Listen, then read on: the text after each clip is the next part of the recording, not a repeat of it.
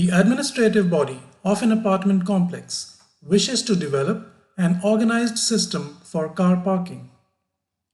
To begin the work, some important information will be required. They will need the details of the vehicles of all apartment owners. The details provided by the residents of the apartment complex look something like this. A person was assigned the job to go door to door and collect information from all the residents. He then compiled all this information and passed it on to the administrative body. Such unarranged raw collection of facts and figures is known as data. This process of listing information from various sources is called recording of data. But as we can see, this data is unorganized. The data does not tell at one glance the number of people who own more than 1, 2, or 3 vehicles. So to be useful, this data needs to be organized. How does one go about organizing this data? Let's create 4 headers for this. The first one for number of vehicles owned by a family, 1, 2, or 3. The second one to record tally marks. The number of families owning 1, 2, or 3 vehicles can be listed in third column. In the fourth column, we can list the corresponding house numbers. Before moving forward, let's understand what are tally marks. To record tally marks, we place one vertical line for each unit. Till 4 units, each unit is represented by 4 vertical lines. To represent number 5, we place a slanting line across these 4 lines. So, a 7 will be marked as this, and 10 would be represented like this. Now let's get back to data organization. With the help of tally marks, let's begin marking the number of units for each category. 3 tally marks for houses with 1 vehicle,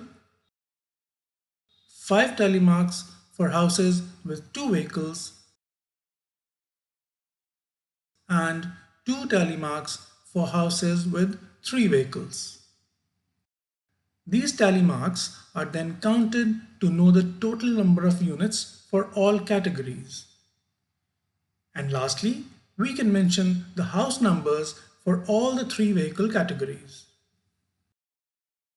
So, with the help of this organized data, we can clearly see how many families own 1, 2, or 3 vehicles, and houses which have these 1, 2, or 3 vehicles. Organization of data refers to a meaningful arrangement of data that provides the desired information at a glance.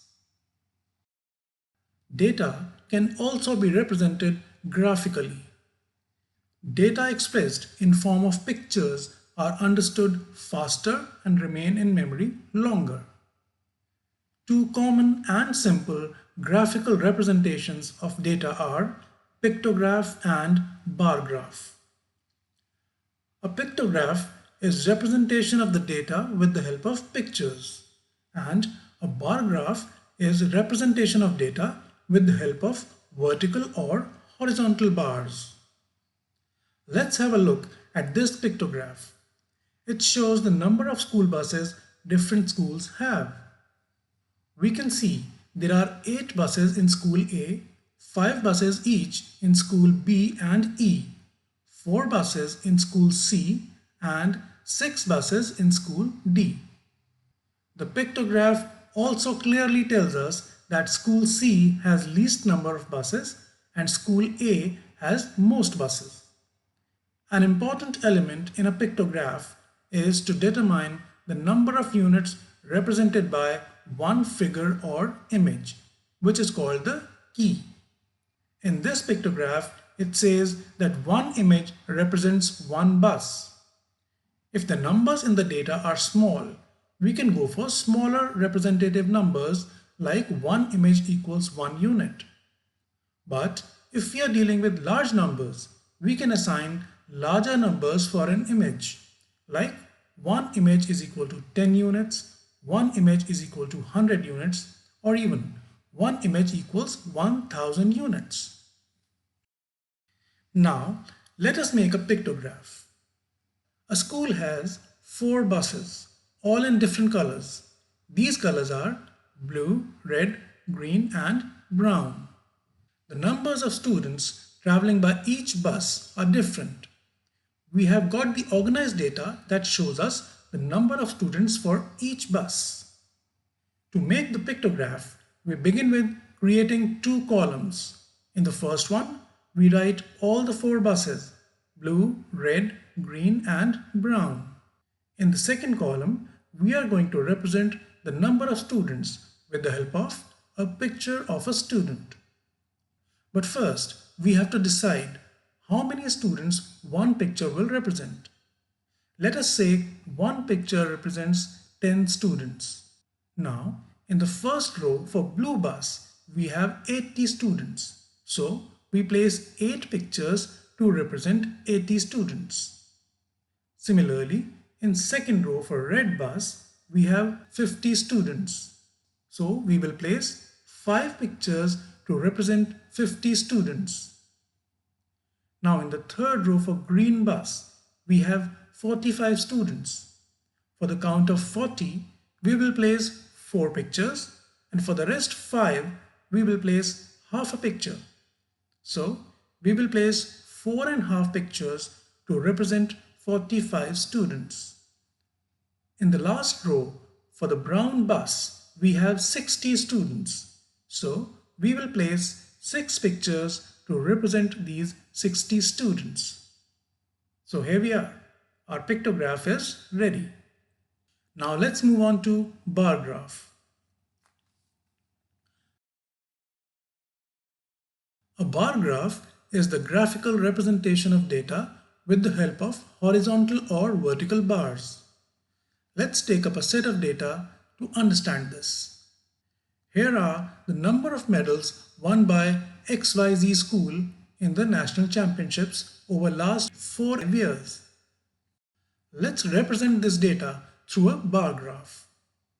Any bar graph will have an x-axis and a y-axis. So we need to draw these first. One set of data will be put on x-axis and the other one on y-axis. Let's use the x-axis to mark the years and y-axis to mark the number of medals. Now let's put up the markings on x-axis for years at equal distance. Similarly, on the y-axis, we can make the markings for number of medals like 10, 20, 30 and 40 at equal distance. We don't need to go beyond 40 as the maximum number of medals that we have in our data are 35. Now let's start putting up the bars. In the first year of our data, that is 2018, the number of medals won were 15. So we will make the first bar that begins from the area on the axis marked as 2018 and it will go till the marking 15 on the y-axis. 15 will lie exactly between 10 and 20. In the similar way, the next bar rises from 2019 on x-axis and goes up to 35 on y-axis. Let us move on to the year 2020. In this year, the number of medals won were 20. So the bar from 2020 will go up to the mark 20 on the y-axis. And lastly, we can see the number of medals won in the year 2021 are 30. So the bar rises till the point 30 on the y-axis. Now there are 2 very important points to be considered while making a bar graph. First, gap between all the bars should be consistent. And second, width of all the bars should be equal.